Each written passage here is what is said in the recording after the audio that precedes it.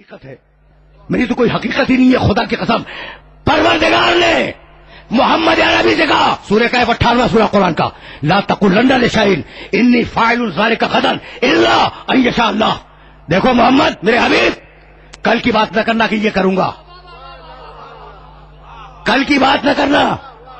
لا تقولن لشیء انی فاعل ذلک غدا، خبردار میرے محمد، کل کی بات نہ کرنا کہ میں یہ کروں گا، الا یشاء اللہ، کہنا کہ انشاءاللہ یہ کروں گا۔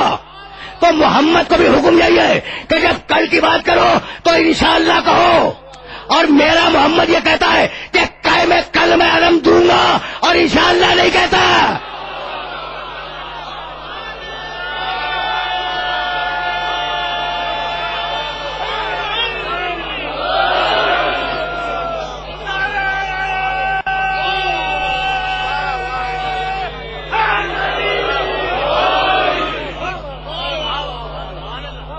یعنی کتنا نازک مرحلہ فکر ہے، یعنی عجیب بات ہو گئی۔ وہ آیت ذہن میں رکھنا اور جا کے دیکھنا اس کا ترجمہ، لا تقولن، نون کے اوپر تشدید ہے، لا تقولن لشیء انی فاعل ذلک غدا، تشدید ہے، ٹھیک، تقولن، اور آگے کیا ہے، غدن، کل کی بات، غد کے معنی کل، کل کی بات نہ کرنا، جب کرنا انشاءاللہ کہہ کے کرنا۔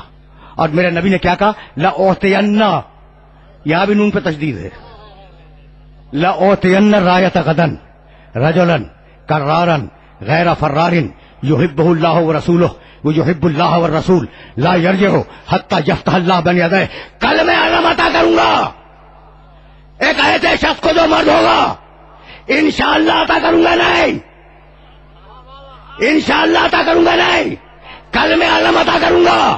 یا رسول اللہ، آپ کو حکم تھا کہ آپ انشاءاللہ کہیں، یا آپ انشاءاللہ کیوں نہیں فرماتے؟